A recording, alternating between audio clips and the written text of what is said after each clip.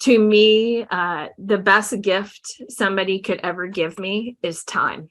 And spending time with somebody, I just think is such a treasure. And it means the world to me that people would choose to log in to get this extra information and to take it back. And so thank you for coming and being positive and being engaged and sharing with us feedback at the end. We do have evaluations that go out at the end, and those are helpful for us so we can see what you like and what you might want us to do a little bit differently. And I know you're pros in CI3T already, but I just want to give you just kind of a little bit of the reminder as the why we have the base and we don't just jump straight to tier 2. So in tonight's session, although the main focus is on tier 2, our hope is that you'll kind of keep this website open and you'll keep open your own implementation manual as we go through this and looking for points of connection. And I really sincerely love this time with you and appreciate, again, the gift of your time and just the personal nature of getting to have this time together. So anyway, if you want to download tonight's presentation, we're going to be here on session 4. And what we're going to do is we're going to start by kind of doing a little bit of frame on CI3T, what those pieces are. And then we have Rebecca, who is going to take you through the direct behavior rating resource. And so she's going to orient you to those big pieces of that intervention and show you where to find everything in the module. And when we get to that point, you'll be literally able to click on it and look at some of the things she's sharing. And she'll tell you all about these wonderful things about DBR, but that's a really cool intervention because teachers can do it independently. It's very similar to check in, check out, but the kid doesn't go to a mentor and progress through the school day. It can be done in a specific time of the day. It's great for supporting engagement, limiting disruption. And then Wendy is going to walk through this really great intervention that she designed along with Sarah Jane, who's also from Arizona State University when she put this together. And it's this wonderful integrated tier 2 support that builds in a self-monitoring intervention into your validated research or resources at tier 2. And she's going to kind of orient you to the big 5 areas of reading and how that can connect. And then we're just going to wrap it up by looking at just a few other things. So know that you're valued and appreciated. Super glad you're here. If you need any help finding this stuff, we've got lots of people tonight that would be happy to help you. And one of the big emphasis in CI3T, as you know, is that we want it to be integrated. And sometimes people think, oh, it's just about behavior. It is far bigger than behavior. And as you know, that whole emphasis is building a system that has PBIS at the core, but it also commits to kids' academic success as well as their social and emotional well-being. And you might actually think about this systematic screening that you're doing right now, like for internalizing and externalizing behaviors in your districts, is that you're looking for those behaviors for kids because those are the building blocks of well-being. So if kids have higher than average internalizing or externalizing, that's going to get in the way of them experiencing success in terms of their ability to self-regulate, interact with peers, do well academically, manage authority figures. So we appreciate your efforts. And we are so thankful that as part of Project Enhance, we've had the opportunity to learn with each of you. And we have, at this time, 6 different districts that we get to support in this little intimate experience. And next year will be the last year that you'll see separation between traditional and enhanced CI3T. And then everything becomes available to everybody. And we're very excited for that. So as we get started, just a reminder that everybody that's here is part of Project Enhance, either in an exploring study, which is like with seasoned implementers, or as part of a randomized control trial. And we say this kindly, but please don't share. This will be one of the few times that we ask you not to share. You're welcome to share with anybody in your faculty and staff. So use these things freely, just don't use them beyond your specific school setting. And as we think about this whole big idea on decision making at tier 2, as we enter this new year, we just kind of want to set the stage. You know about the base of what is offered, and the intent is to support our commitment to equitable access to what students need at the right information at the right time. And we want to do that in a way that is also healthy for the adults. So one of the other things that's taking place in each of your districts right now is in the fall of this last year, Rebecca and Stacy sent out a survey all about teacher well-being. And some of you might have gotten that yourself. And we are learning from you by doing that in fall and spring this year and fall and spring next year. Because we did a similar study actually in Tammy's district several years ago, and we learned that after 2 years of implementing CI3T, teachers reported lower burnout rates than the national average and a higher sense of efficacy, not in every domain, but in several. And this is work that's been led by Wendy Oakes. And as part of this, we want to know, is that still true in the pandemic era? And in this time, we're going to get a chance to learn this with you. And I don't know if you know this, but at your school, we randomly selected one person and they received $25 just as a small thank you for that opportunity to be in that study. So look for that again, and you might encourage your colleagues to continue to provide that information, because your entire school is investing, and CI3T has been tested across the continuum. And I know some of the great work that like Grant and Eric have done through the years on systematic lit reviews, like the one that Grant led on active supervision and one that Eric led on high probability requests and on OTRs, is we're learning about what works for whom and under what conditions. So as you open up the pages of your CI3T implementation manual, these aren't guesses. This is firmly connected to what's in the literature that says, hey, if you do this as planned, it's going to work. And secondly, it has to be practical, because we have all been teachers and educators, and we've done direct services, and we wouldn't ask a teacher to do something that we didn't believe was feasible or something that we've done ourselves. So when we were together last time, we talked about these low intensity supports, and some of you have moved forward in using these just most elegantly. I talked to a principal at one of the districts that's in the exploring study just on Monday of this week. And what she decided to do this new year, she shared that she and her instructional coach are presenting a strategy every other week for between now and the end of spring. And so what they're doing is these little 10-minute overviews using the modules. And I thought, what a cool idea, just to dip a toe to see what might be of interest to people. In addition, CI3T, in terms of the behavioral component, has that clear, respectful way of responding to challenging behaviors. Like when the wheels fall off the bus, we want every single teacher to know what to do as far as, show empathy, keep instruction moving forward. And we've got modules that we'll introduce to you more so on that. And including that, we want to make sure that teachers know what gets managed in the classrooms and what gets managed in the office. So things that are majors.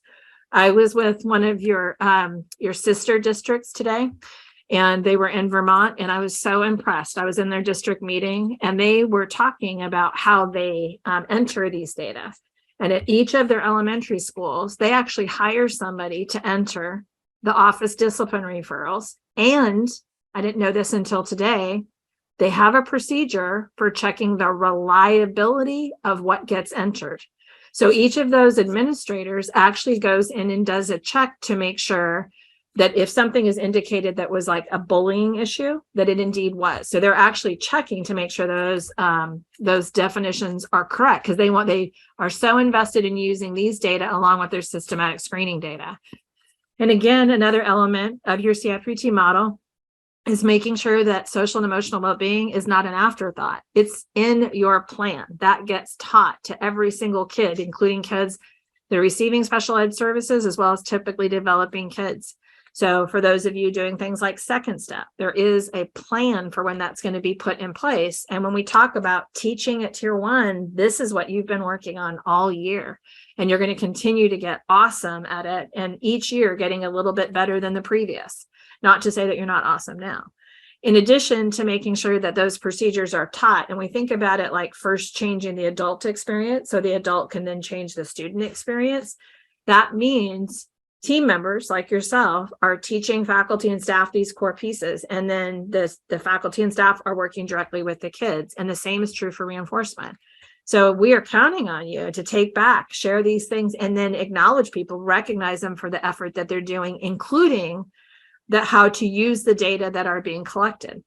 One thing that is really a priority in CI3T, which has been, this research has been led by Wendy Oakes and Katie Lane and Mark Buckman, is that we want to make sure it is indeed all integrated. So ideally, when lessons are taught. And I know some of you have been accessing these modules at tier 1 to explain what this integration looks like in a classroom. We're not asking everybody to go type in all these objectives, but in their mind that when they're in front of the kids, they're saying, here's what we're going to accomplish today with this activity. And then they're saying, this is going to be a great opportunity for you to actually practicing listening to somebody's idea that might be different than your own. And so it's an opportunity to kind of, that social skill that you've been teaching, you want to give them an opportunity to practice it, just like we practice cursive writing, which is getting quickly outdated, or we practice interpreting data from graphs.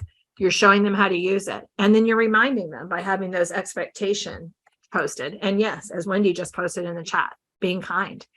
Also, this is a good visualization for people to remember that the things that they're learning are like about how and when to do active supervision or instructional choices, showing people what their plan's going to be. They can think through like, oh, I might build choice into my starter activity. During the independent practice, I might want to use active supervision where I'm reminding them of what they need to be doing. And then I'm scanning the room to look for that. And I'm moving around and having those positive interactions. And we want all this to be the base experience. And then as teachers are getting good at doing this in an integrated way, in fall and spring, you are giving everybody the opportunity to weigh in to say, here's what I think about the goals, the procedures, and the outcomes. And here's how I'm doing as an educator. Here's like what I'm teaching. Here's what I'm reinforcing. Here's how I'm using my own data. So these aren't research things. And I know that, Tammy has such wonderful stories to tell about her life as a principal and how they use treatment integrity data. And I'm sure she'll share some of that with you today. But what a gift you have from your districts in terms of the clarity that everybody's on the same page. You've got blueprints, you've got clarities of consistencies across the districts. And that is how we set the stage for tier 2, because now you know what's happening at tier 1. And the complexities of trying to do targeted interventions without some kind of system like CI3T is that it's a crapshoot as to who gets what. But in a CI3T model, you can know, here's what we plan to do at tier 1. You've got data as to whether or not it's happening, and you've got a plan to accurately detect who might need more than that, either at tier 2 or at tier 3. And we're not saying that like tier 2 is a small group and tier 3 is an individualized intervention.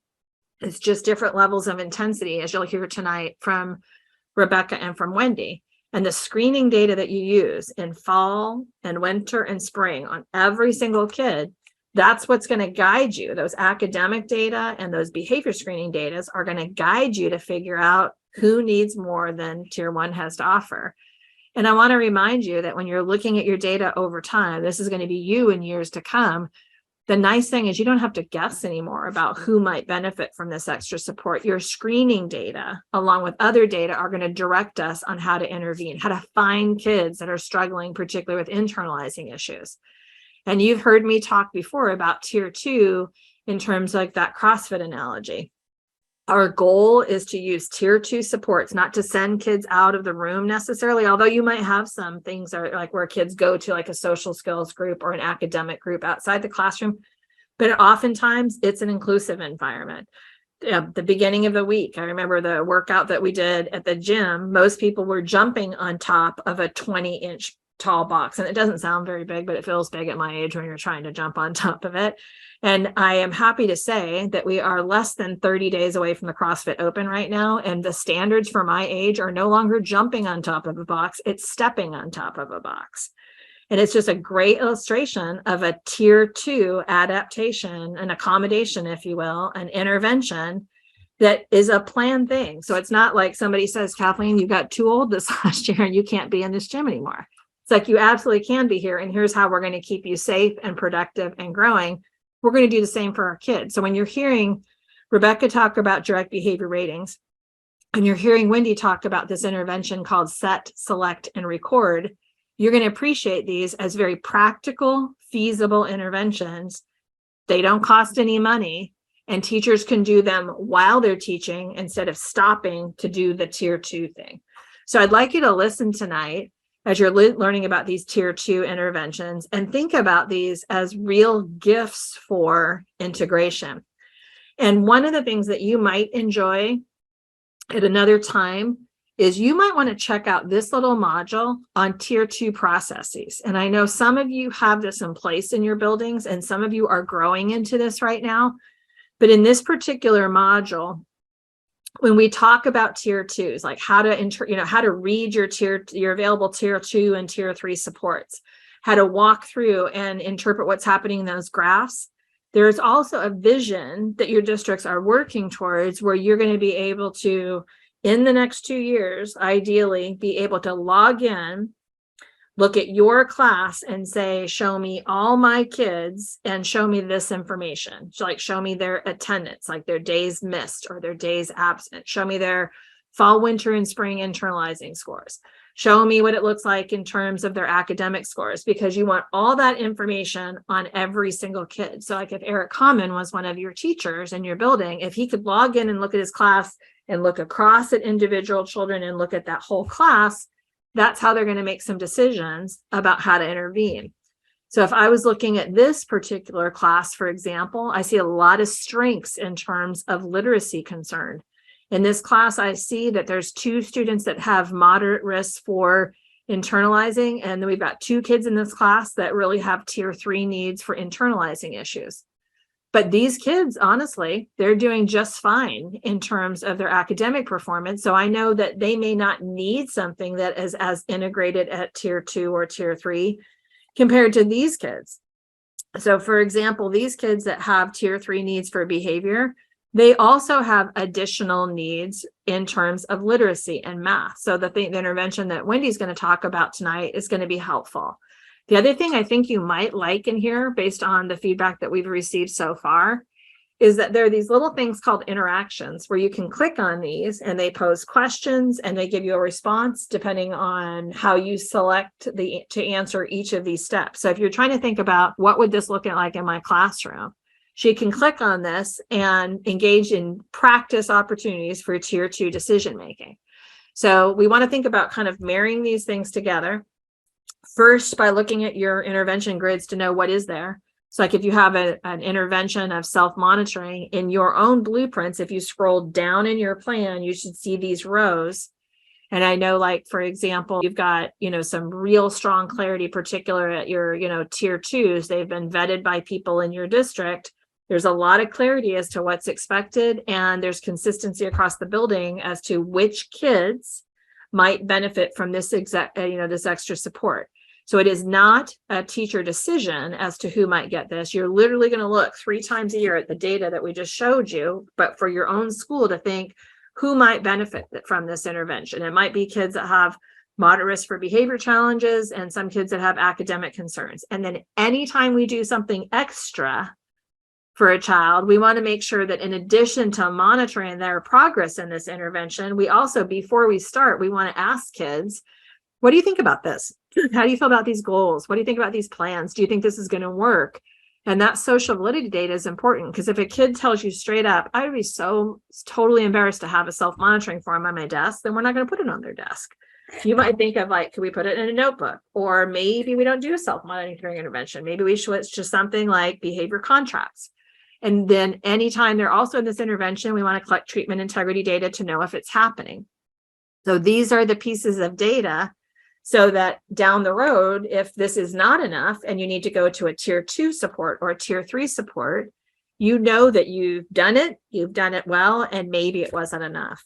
And so that is why there's a planned exit criteria, either because it's been so effective that it would be okay to take it away, or it's been so effective I can fade it.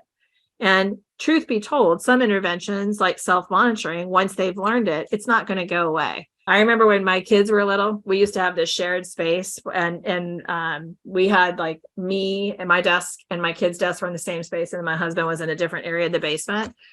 But they would have these little whiteboards of what they needed to get done homework wise. I'd be doing my things. And on the weekends, we would try to knock off stuff that was due for Monday right away. But I remember one day Craig came in, my husband, to the place where I was sitting, and he looked at my list. He's like, seriously? And I looked at him, because my first 3 things were shower, brush your teeth, get dressed. And I'm like, don't suck my joy. These may be the only 3 things that I accomplished all day. But the idea would be, There's going to be some interventions that even when we stop taking data on them or reduce the number of times that we're taking data away, we're not going to tell a kid, oh, you're done with this intervention. You're not allowed to self-monitor on your own anymore. There's some skills that we're going to build and they're going to stay for a long time. Similarly, like you might have a tier 2 intervention that involves getting like a mentor for a kid where you want them to build a relationship. When they start showing things like better attendance or better work completion, you're not going to strip away the mentor. You want them to keep that as a person that's a support person. So lots of exciting things to think about. Big ideas in your mind right now. Think about your own access to data. And maybe you're not quite there yet, but in the perfect world, think about looking at this intervention grid and then see this middle part. In the perfect world, wouldn't it be great if you could say, show me my class, show me the SRSS data for externalizing, also show me how my kids are doing in terms of reading. And now let me put it together. Sort to show me the kids that are at moderate risk on externalizing. And from that same group of kids, show me the kids that also are at moderate risk for tier 2 reading needs. And in that class now there's 2. Does that make sense? Let's watch it again. First, show me the kids that have tier 2 needs because of their acting out issues. Now show me kids that have tier 2 needs because they are in the tier 2 level for academics.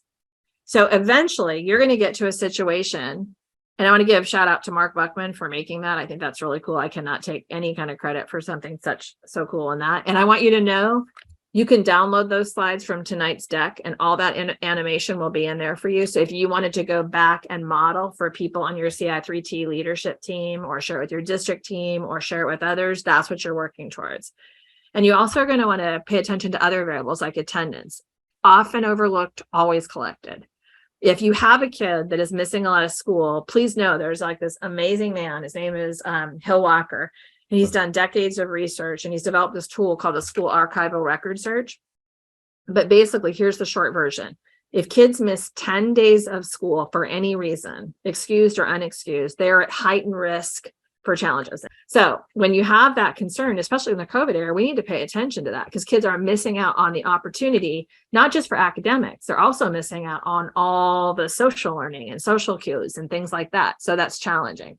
So when you're starting to think about all these tier 2s that are available and looking at your data, I wanted to show you these quick illustrations about how you can use the school-wide data that you have on every single kid in your building to figure out, to drill down who might need more.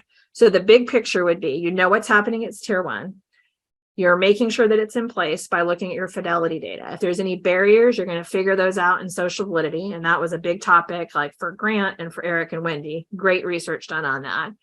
And then we want to be able to say, if it's a big problem in my class, I focus on tier 1 or I bring in a low intensity support. But if it's looking like this, like if I only have a couple kids, I'm ready to start moving forward on tier 2. So right now, Rebecca's going to get set up on her end. And what we're going to do right now is ask you to log in. And it was put into the chat earlier. And Wendy, if you don't mind, we can do it again now to give you this username and password if you need it.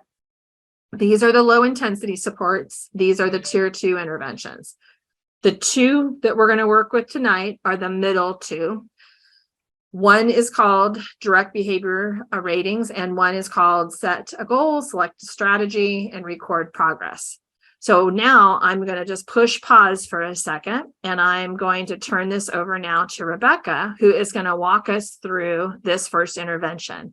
And while she's sharing her screen, I'm going to invite people to just take 60 seconds to locate the direct behavior rating module. It's one of the yellow ones under the tier 2 category. All right, Rebecca, take it away, my friend. Thanks. And we'll actually walk through how to get there one more time. So if you're having trouble, hang in there. We'll have some pictures on the way. But as Kathleen mentioned, the first intervention that we're going to talk about tonight is direct behavior rating, or DBR. And DBR can be an effective, efficient tier 2 support for increasing engagement and supporting students in meeting expectations that are present at school. So we are going to go over some information about what the intervention is, and then we'll talk a little bit about some resources that are available for implementing. And we'll be able to ask and answer questions along the way.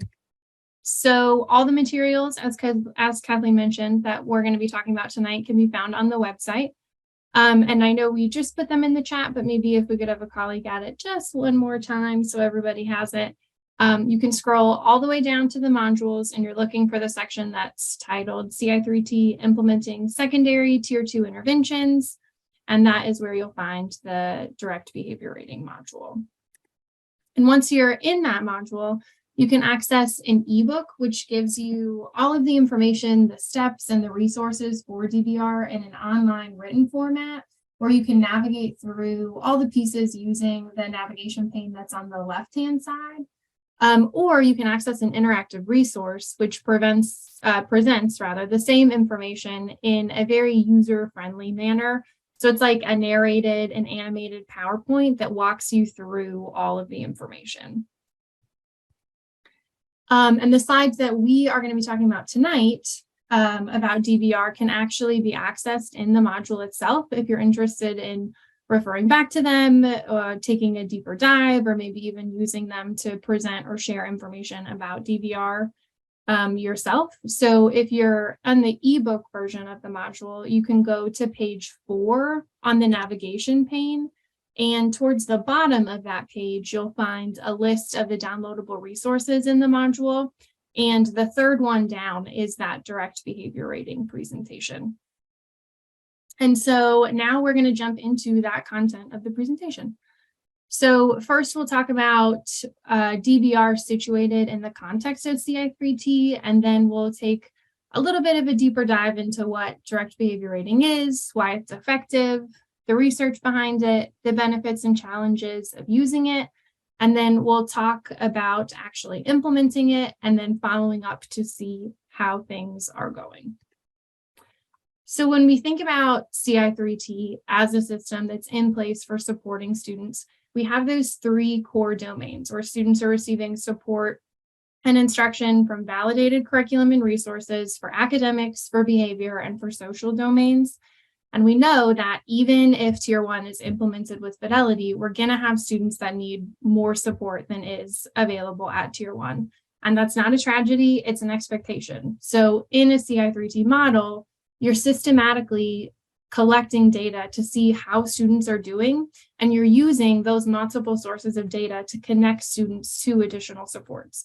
So DBR would be found in the area of Tier 2, where schools have their secondary or their Tier 2 intervention grids. And these supports outline all the different resources that are available in schools for students who might need that little bit of extra support in any of those 3 domains. And in a little bit, we'll look at the intervention grid for DBR, where you can see the entry criteria that's outlined, which really clearly shows those data sources that you're looking at when you're connecting students to this support. So direct behavior rating is a combined intervention and progress monitoring tool that's used to facilitate communication and feedback about student behavior. And the goal of using DBR is really to facilitate more success for students in school. It's used to target 1 or more behaviors for change, and you focus on 1 or more specific time periods during the day. So maybe math or reading or first period or third period. DBR is nice because it can be individualized to the specific needs of students. And when you're using it, you develop a plan for who will be completing the ratings, when they'll be completed, and how you're going to collect and use the data that you're getting. And so the ratings that take place are very quick. So the actual rating process takes very little teacher or rater time. These are some examples of what DBR reporting sheets may look like. So you can adjust them for the age range that you're working with, maybe having a star or a smiley face for younger students, or you might drop pictures altogether and just use numbers for students who are a little older. But the recording itself is quick and straightforward to do. And as you're thinking about what behaviors you might want to target if you're using DBR, you want to make sure that the definition is clear and consistent so that all stakeholders involved in the process know what to look for and what to expect. So there are a few core features that you'll want to include in those definitions. First, you want a label. So this is like the name for that goal behavior. The example here is academic engagement. And then you want a definition. And with this one, you want it to be accurate and precise. So for example, the definition for academic engagement might be engaging in instructional tasks as requested. And then you want to list both examples and non-examples of the behavior. So examples of being academically engaged might be keeping your eyes on the teacher or raising your hand quietly. And the non-example might be non-academic talk with a peer. With these definitions, the goal is to be as clear as possible so that they're observable and they are easy to understand, and they don't leave a lot of room for subjective judgment. And you want to make sure that an action rather than a non-action is being described. So, for example, an action would be shouting out versus a non-action, which would be not raising your hand. And now we'll talk a little bit about how DBR can be used and what some of the applications might look like. So the first one we'll talk about is assessment. So with DBR, you're collecting information regularly on those identified behaviors. Who is collecting the information and how it's being collected is determined. And then you can graph that information to look at it over time and determine if the intervention is working the way it's intended to. As a communication tool, DBR can be used to provide consistent feedback about student behavior to all stakeholders that are involved. So teachers are frequently rating students and then providing feedback to the student, but also maybe to other stakeholders that are involved, like a parent or other educators. And then that can facilitate and encourage this kind of shared responsibility for that student's success. So it allows for a platform to share and to celebrate the success that a student is having at school and maybe even at home. And then for the intervention piece, the goal is really to promote positive behaviors and to reduce undesirable behavior. And DBR provides a format for accomplishing that with goal setting, with feedback and reinforcement. And with this intervention, which is just taking a quick couple of seconds really to rate behavior, one outcome is that students get the opportunity to evaluate and to monitor their own behavior along the way. So when we think about why DBR is effective, there are a few different ways we can kind of look at and examine that. DBR is a great way to measure and monitor behavior over time. And then you also get the opportunity to check in day to day with students. And you can provide praise, ideally behavior-specific praise, and some instructional feedback in terms of how things are going. It's also great because you can tie it to your universal reinforcement system. And if you're in a school that's implementing CI3T, that system is something that's already in place. So you also get to share student success and maybe some challenges with families and guardians so that they can stay in the loop with the process. And you can also include a self-monitoring component in DBR so that a student can rate their own behavior along with the teacher rating their behavior. And then in terms of the research behind DBR, the intervention is really similar to check-in, check-out, which has a lot of evidence to support it as a tier 2 intervention. And it's similar to the daily report card, which is another effective tier 2 intervention for improving student engagement and behavior. And there are some positive effects of using DBR in self-management interventions. So now we'll talk just a little bit about the benefits and the challenges of implementing DBR. One of the benefits is that it's really flexible, which allows you to customize it to fit the specific needs of the students it's being used with. You can really use any behavior that's operationally defined. So it can be used for classroom behaviors like academic engagement, but you can also tie it to your school-wide expectations and choose a behavior like respectful. There's also there are a lot of resources available online for training and using this intervention. It's not time intensive. It provides a nice platform for collaboration between staff, families, and the students, and it provides a structure for increasing positive student-teacher interactions. Some challenges you might consider with implementing the intervention are the intentionality and the care really that's needed for maintaining positive communication with students when you're providing that corrective feedback. And that same idea applies to communicating what's happening with families, right? We want to be careful and thoughtful when we're communicating that feedback with them. And when implementing DBR, you also want to consider what is motivating to that student. So being mindful of whether a student is motivated by escaping a task or activities, or by accessing teacher attention is important to consider. So now we're going to go through the actual steps for implementing DBR.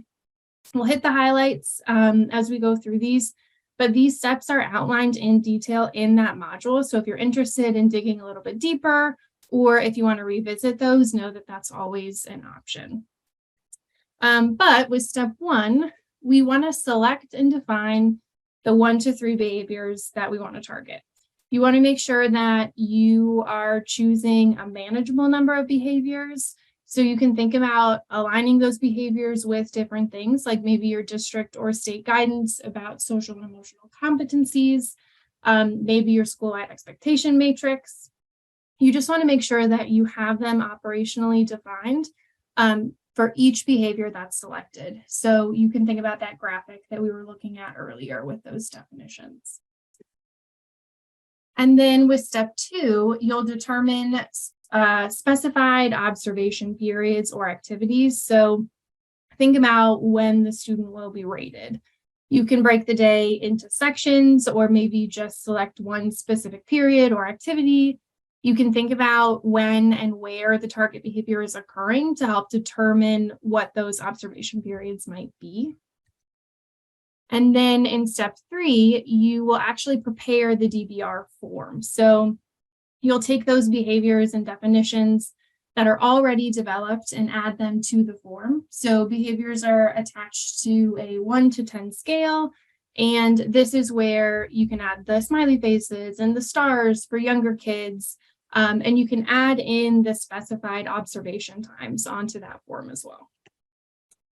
And then we have step 4, where you decide who the rater is going to be and what that connection to the reward-based system will be.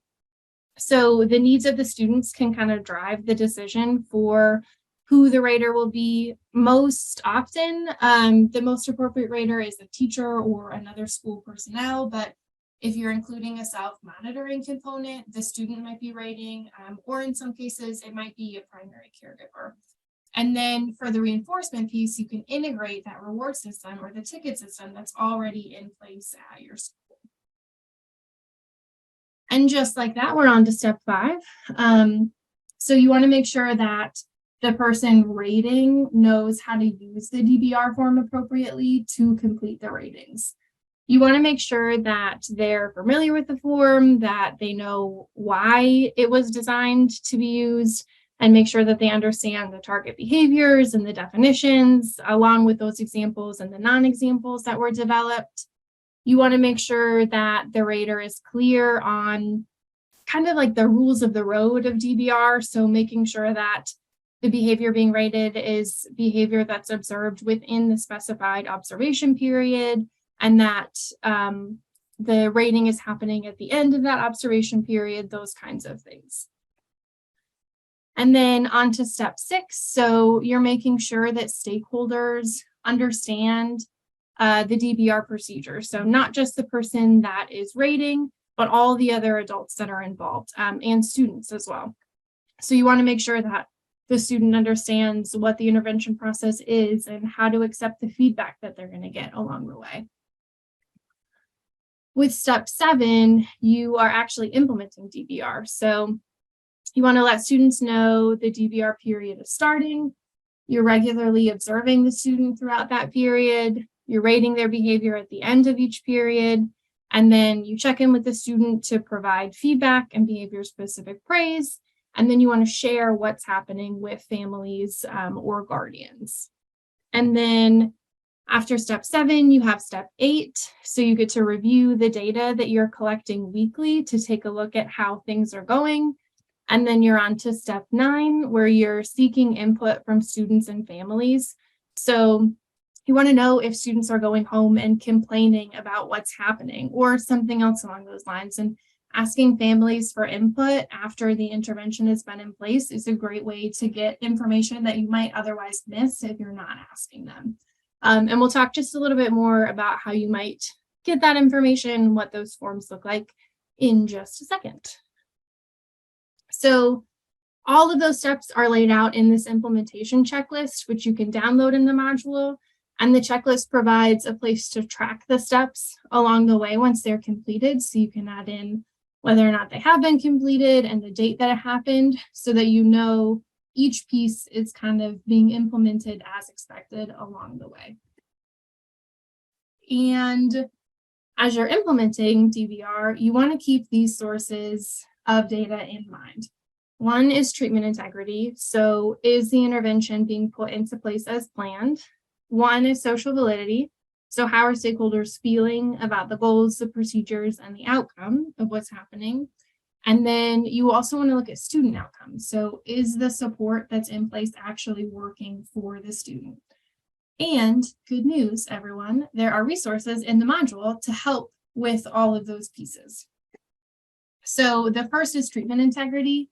That treatment integrity checklist for DVR. So this can be completed by the rater to help ensure that all pieces of that intervention are in place as planned. So for example, the rater can record if they let the student know that the observation period was beginning. That's one of the things on the list. Or if they checked in with the student after the rating was completed. And there's space to score each one of those questions during the week. And then there are pre and post social validity forms to check in and see how students are feeling about the intervention. Even before you start implementing DVR, you want to make sure that a student's on board, because if they aren't, it can impact how effective that intervention is. So finding out how students are feeling can be really important and can provide you with really valuable information. The key is, though, you have to ask. So there are those forms for that. And then you can also figure out how adults that are involved in the project are feeling about the project, about the intervention, are feeling about all the different pieces that are taking place, both pre and again post follow-up, to see how things are going now that this is in place and up and running. So you'll find these forms in the module that you can download and you can use as you're implementing. And then maybe the most exciting part, if you are a little bit nerdy like I am, the graphs. So you can graph the information that you're collecting and then look at it to see if things are taking place as you would expect or as you've planned. And if it's not, you might look back at your treatment integrity data to see if we're not getting the results we want, are things actually in place as we had planned? And if not, then you could make adjustments as needed. And so one really cool part about this module is that all of the graphs and the reporting forms have already been set up. So you don't have to worry about getting them up and running yourself. They already exist. You can just add the data that you're collecting right into the form, and then boom, it graphs. And then along those same lines, there is a tracking sheet that's set up to automatically calculate the treatment integrity data you're collecting. So really quickly and easily, you can see how implementation is going week to week. You can look to see if there is one step that's continuously being missed, or if things are in good shape and you're sticking to the procedures as planned. And then you can also look collectively at that. So not just week to week, but overall. In addition to the small time points, you can look collectively overall to see how treatment integrity is going. And then as we wrap up DVR, one additional thing we wanted to point out are the tier 2 intervention grids. So this is what I had mentioned before when we first started, and Kathleen showed us some great examples earlier. But one cool part about implementing CI3T is that you have these grids available in your implementation manual, and they outline what the support is, what the entry criteria is, how you're going to progress monitor, and then what the exit criteria will be. So you might check and see if you have DVR listed in your intervention grids. And if you don't, this summer when you're revising your manual, this might be one of the interventions that you select to add in. And then you can look at the entry criteria to see really clearly what data are being looked at to determine if this might be a good intervention for a particular student. And that was the example for elementary school. There's also a sample for middle school and high school that you can find in the module. So as Kathleen said, we're going to look at another of the tier 2 interventions that embeds a behavioral support strategy into your already existing tier 2 reading instruction. So I remember the days of this clearly when we were creating these small groups of kids to come together around specific reading skills, building fluency, developing vocabulary, comprehension. And we would have certain number of students who didn't benefit as much as I think they should have from that instruction because of their interfering behaviors. And so what we've done is just really thought about how do we layer on a support onto a reading intervention so that we can help support students' engagement in the reading instruction that is already happening. So that is what this is. And it really is along that theme that both Kathleen spoke of and Rebecca spoke of about this integrated approach. So we're really efficiently supporting kids' behavior while we are engaging in those academic activities. So, sorry. Okay. So just for predictability, right? And so you're in the same space on the Project Enhance page of the website. And then it is going to be this cute little girl with the bright pink backpack. And we'd love to have you in the module as we're talking through it. So we're happy to spend a minute to make sure everybody is there. Okay, so again, this is the little girl that we're going to focus on. And you're going to find a lot of predictability in this presentation because we tend to try to build things that are connected to each other so that when you learn them in one space with one intervention, such as DBRs, you can apply them to other contexts without relearning something that looks completely new. So you will see some threads of similarity in both the structure and in some of the materials. So again, all of these have two ways for you to get that information, as Kathleen was talking about. So if you're a reader and you want to cuddle up with your iPad and read this, or your computer, which is a little bit harder to do, you can go ahead and do that through the ebook. And then if not, if you want to be in your kitchen making dinner and listening to it, you can just spend that time with the interactive resource and somebody's voice is going to read it to you. This one, in this case, it's Sarah Jane. So it's got a bit of a Southern accent to it. And so you really have multiple ways to engage your readers, depending on their preference. This also builds in choice, which is a little bit more motivating when you're talking about having to, engage that time for professional learning. Again, this is the same thing that you saw with Rebecca. If you are in the ebook, then you would navigate here to the navigation tab and go to our navigation pane and go to page 6. So on Rebecca's, you're on page 4, and this one, page 6. And you don't have to scroll very far on this one before you see this really nice list of all the materials that you can download. And the one that we're focusing on right now is the presentation. So it's the third one down. If you want to follow along, you can download that. And we've just extracted some of these slides as we're working through. So when we think about a self-monitoring strategy, and especially layered onto a tier 2 reading intervention, and we think about this continuum along the CI3T model, we're thinking about these are more of those higher intensity strategies, which makes sense for tier 2. It's not intensified all the way to something like a functional assessment-based intervention or a one-on-one or a very, very intensive reading intervention, such as Wilson. But it does require more than classroom strategies to be in place. So we just kind of want to place it along there. We certainly would try all those low intensity strategies that Kathleen spoke of first, or in addition to make sure that environment is rich for kids. So when we're looking through this, we're going to go through the same thing. And this is what you would present to your faculty, but we're going to talk about what is set, select, and record. Why is it effective? Where it is situated in the model, so you can be clear. A lot of times we talk about when you're introducing professional learning, your CI3T model always comes up as a slide, and you always let people know where in the model you're working and how it's connected. And that way it doesn't feel like these things are disconnected or one more thing coming in, but everything really fits in a connected way within your model.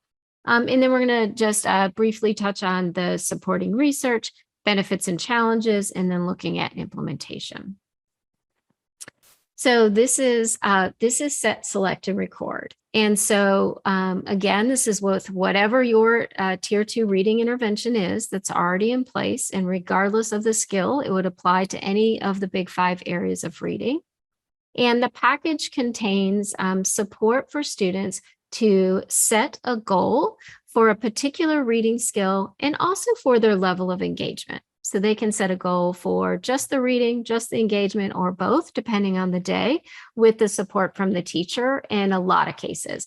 As students get used to using this intervention, or they are a little bit older, then they'd probably be able to set those goals on their own. But for a little bit younger students, you would be supporting them and until they get practice with that. So they're going to set a goal for their work in that setting in that day. Then they're going to select the strategy. And so if they set a fluency reading goal of reading, 52 words a minute or whatever their particular goal is, then their reading strategy may be repeated reading and they're practicing fluency. So those strategies look like the row of the big 5. And so kids always know where they are working for the day. And then the last piece is that they record. So they self-monitor both the use of the strategy and their engagement, and they also can track their reading practice for that day. And so it actually builds in a little mini DVR in the middle of the form. If you look at the student recording form, you'll see that DVR in there. Okay, I have to double click, it throws me off. So why is this so effective? Well, we know we're already using evidence-based practices at tier 2 for reading across all the big 5 areas of reading. And so what we're doing is we're layering on this behavioral support approach, and it's self-monitoring. And self-monitoring has an incredibly robust history of research around it. And so we know that it is good for kids. It focuses on the skill that they want, so they're clear. It's also a great way to check for understanding. What is your goal for today? What is the strategy you're working on? And you can reflect and self-monitor how you are working on those by the end of the day. It's a way to help prompt those students that might have some interfering behaviors in our typical tier 2 reading group if we don't have the behavioral strategy already in place. And Kathleen mentioned this at the start, but they're building a new skill. And so we're giving kids that same opportunity that we had, that we learned along the way, to make a list, to check it off, to monitor how our progress is on our goals or to-do list for that day, that they can generalize and apply to any other setting. So you were talking about putting this practice in place in math. You'd be able to layer this onto a math intervention. They would be able to do it to monitor their own homework. So you're really helping them to build a skill. Here is where we fit. It is tier 2. It's the bright yellow square. We're all very familiar with it, but this is a really good slide to help situate the people that you're working with into where we are in our model for today. So this is the supporting research. And what's really great about this strategy, unlike many others, is that it has a ton of research. It has a ton of research around it. So we have decades of self-monitoring research that are used in multiple kind of multiple different contexts that have been really successful at increasing academic outcomes and decreasing behavioral challenges. There was also a meta-analysis done by Guzman and colleagues that looked specifically at self-monitoring for K-12 students in reading. And that study actually had 67 students participating. It was 19 separate studies, and they found large positive effects for improving reading by layering on the self-monitoring strategy. So when we talk about social validity and we think about maybe students not feeling embarrassed by being the only one in their classroom that would have this, I would say if you got that kind of feedback from a student, have every student in the small group do this, right? This is a skill that every student can use and apply, and it's really effective for both behavioral and academic outcomes. And then that was the last point, right? Is that we see both these academic outcomes. That meta-analysis did a really nice job of the reading outcomes, but we also see behavioral outcomes. So we see less disruption and higher levels of engagement. And so we're really talking about efficiency in terms of our supports for students. So here are some of the benefits and the challenges. I keep wanting to start with the challenges, but the benefits are really that it's pretty practical. Once you have all these materials, you print out the self-monitoring sheet, we're going to go through the steps, but you're going to teach a student to use it. Students can use it pretty effectively and efficiently. It only takes a few seconds, as both Kathleen and Rebecca talked about, to complete the DBR, which is the center, one of the pieces. And it really helps kids stay focused. So it really increases their productivity, their accuracy. They know what they're looking for, and they know whether they've met that goal. And so that is also attending to their self-determined skills. They are the ones in charge, ideally, of setting that goal and monitoring their progress and determining whether they met the goal for the day. So it really is empowering for them.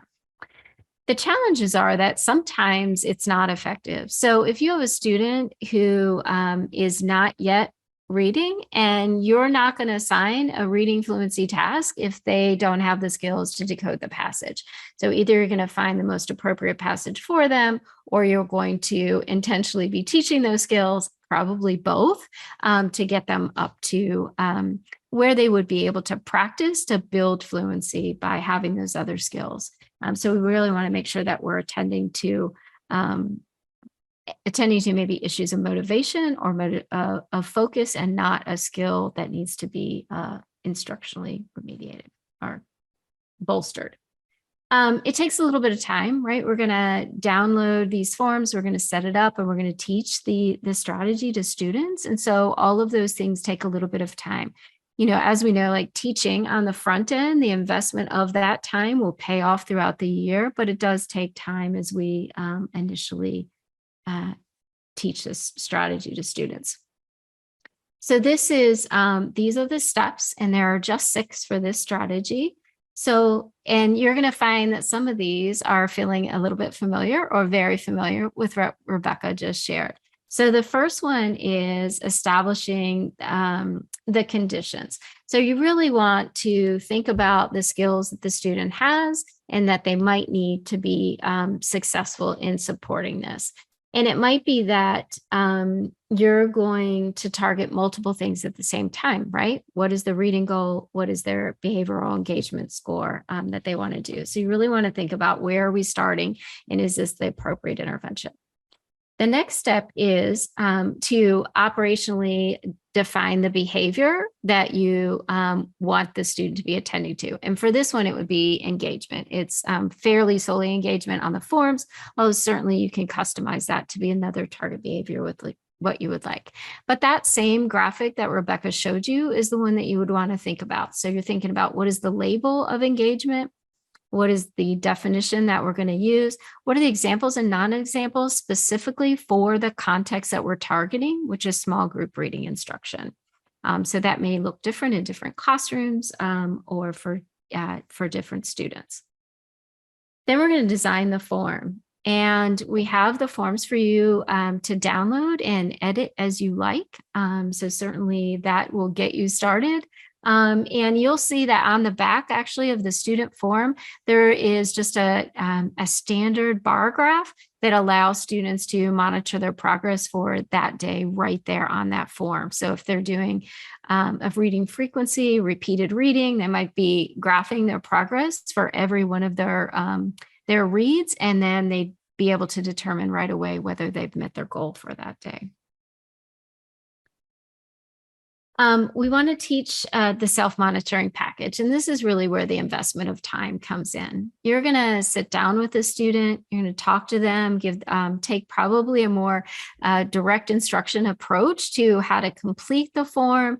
You want to work with them on how to set their goals. You might want to bring in the data from your other LMS system for your progress monitoring of reading, if you're doing, those regular probes with students or their benchmark scores to help them see where they are and where they need to be to have the conversation about goal setting. But you're really going to want to take the time to make sure the student really understands this. I'd also suggest doing some modeling or role playing so that you can talk them through how to make the decision about whether they actually engaged in the instruction and to what level, and whether they recorded their behavior. So you could practice using the bar graph and show them how to use that. Really is worth the investment because it really empowers kids to have their, to be in control of their own strategy. We're talking about kids that need some control. The next one is then just to monitor student progress. And I'm going to show you some tools for doing this in just a minute. But just like Rebecca showed you, you're going to monitor their progress on the elements of the self-monitoring form that you're using. And you're also going to monitor their social validity and get input from parents and from teachers if you are not the teacher who is using this. And then we're going to consider that maintenance and follow-up.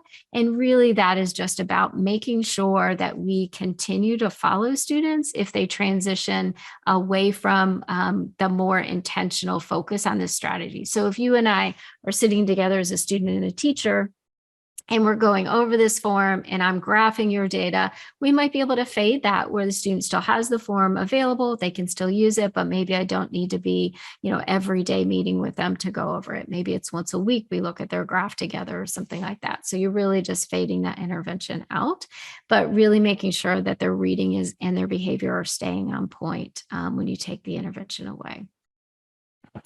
All right, so I'm going to show you some forms, and you have all of these at your fingertips. They're all downloadable, and you can do some minor editing on these if that's appropriate for you.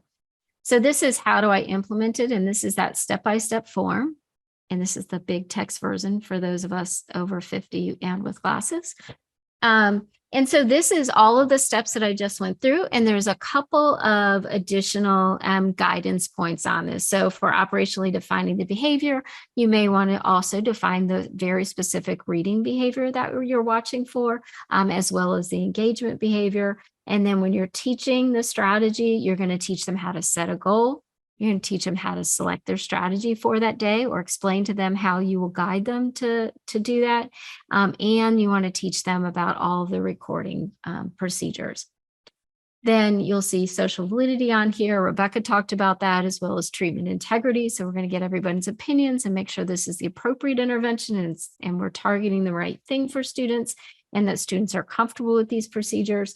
And they're also going to make sure once we start to do it, that we're actually doing it, right? We're not leaving a meeting and saying we're going to do this intervention, and then we don't have the materials we need, or we didn't have the time or the appropriate supports, and then we actually don't do it. And then we just look at the student outcome data, right? We really have to be intentional about making sure the student has the intervention in place to be able to make that decision. And then this should look familiar, right? So we're really thinking about treatment integrity first. Then we're bringing social validity into it. Treatment integrity and social validity are closely related, because if I don't believe that this is going to work, I'm probably not going to invest the time to do it. And if I don't invest the time to do it, I'm probably not going to see the outcomes for students that I need. So all of these things really work in tandem with one another. And we wouldn't want to make decisions about student progress without all of these pieces. So this is the treatment integrity checklist. And I think it gets big again. Thank you. I appreciate the animation on this. And so what you're looking at, and you will see, is a column for the teacher. And then there's actually columns for 3 students. If you had 4, you'd put in another column, just like the other student ones. If you had 2, you could certainly take them out. But you're looking not only at what the teacher is doing, is the teacher implementing steps that that they should, based on the design of what you have, but also is the student engaging in those things. So we're really looking at, is the student there that day, right? If they're not there for 4 out of 5 days, they're probably not going to have benefit from the intervention. So we're really making sure that not only from the teacher's perspective, but a student is really participating as part of that. Then these are some simple forms that you can download. You can certainly customize this. Now, we do know from the literature that self-monitoring is not the best interventions for our youngest learners. So our kindergarten learners, our first grade learners, probably not, unless they're a little bit advanced in terms of maturity. But into second grade and on, you can certainly start using this. There are ways that you could customize it and use it in more of like a teacher-student way for younger students, especially around the monitoring, doing it with them instead of asking them to be able to have that metacognition. But we always want to make sure we're asking their opinions. So whether you're reading this or doing this on their own, we always want to make sure we are not ever doing. Sometimes we do interventions on behalf of students and we don't actually tell them what we're doing. So we really want to make sure we're telling them what they're doing. That way they have some buy-in and they feel like they are empowered to have their own outcomes. Same is true for families, and same is true for teachers. So all of the stakeholders need to give their opinion. Again, it's going to affect implementation. So we want to make sure people are on board. You don't want a student and a teacher excited and the parent is a little apprehensive, because then the student's not going to get the support that they need or kind of that celebration at home is either. So all of the stakeholders are important. Now, this, if you liked the other data tool, you are also going to love this. As this has a way, at the bottom, you can see sort of these different screens, but this has a way for the teacher or the student as they get older. Wouldn't that be great? Enter your own data. We'll teach them how to enter and graph from second grade up. But for them to go ahead and log in their information, there's a space for comments for the teacher, and all of the information you need is in here. So when you're looking at this graph, you're looking at their engagement, you're looking at their CBM data, if you want to track that on here as well, their use of the strategy engagement, and it really it really allows you to have that conversation with families. Eric put in the chat earlier, graphs are a really powerful tool of families, and this has the whole story on one page. And then it allows you to keep track over time of their work. As Rebecca shared as well, this is the tier 2 line for your grid. So if you're building your interventions over time, and this looks like one you might want to bring in and support with professional development and the use of tools in all of those pieces, you may want to add this to your CI3T plans, tier 2 intervention grid. And then teachers would know that it's available and that you have resources and supports for them to use it. Give yourself a moment to look at your own manual if you have it pulled up, and scroll down to see what else is in your manual as far as tier 2 things that you're working towards. And you don't have to have perfect implementation. When you look at that, it might be that not every one of those is 100% ready to go, but we'd love for you to take a sneak peek to see what's down there. And we'd also like you to think about what you've heard tonight from Rebecca, from Wendy, and congratulations to both of you. Great presentations, and I always love listening to you. There's one other tier 2 that's listed here. It's called behavior contracts, and it's not one that we're going to go over tonight, but we were wondering if you would be willing to think about putting 15 minutes in your own personal calendar, just to, now that you've gotten a flavor. And one of the things that you'll notice in these is that you'll start to build fluency and where to find things in the search functions by the more that you go into them. So if you'd like to, I would encourage you to put like a 15-minute block of time to check out what's in your manual and what other resources might be available. And one of the things I did also want to mention is that Those low intensity supports that we talk about that are building blocks of tier 1 practices, ideally everybody does those. You will also find those in your intervention grids, because another very simple intervention is just to do those with greater intentionality for certain people. So if Stacy was my teacher and I had like scores that suggest I was like, at maybe moderate risk for acting out type behaviors, before doing something like the DBR, she could simply try doing higher rates of behavior specific praise for me during reading time. And that in and of itself might be sufficient. And so we want to make sure that we create those opportunities, right? That if I can do something that simple and get, if Stacy can do that and get me to be more engaged, that's all she needs to do.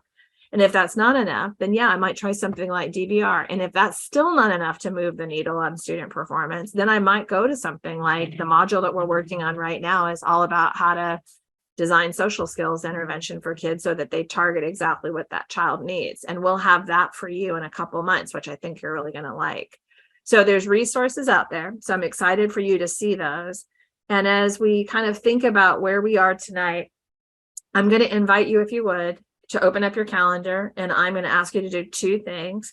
Will you block out 15 minutes of time for yourself just to explore some of those other modules, or just go take a deeper dive on direct behavior ratings or on set, select, record? And I'm going to stop talking for 60 seconds to give you time to find 15 minutes.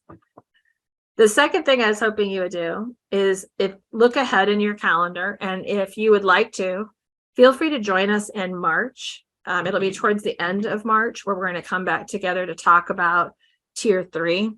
And some people ask, why is there a gap? Like, why is there nothing in February? And part of why we do that is we know a lot of people are getting ready to get prepared for state assessments.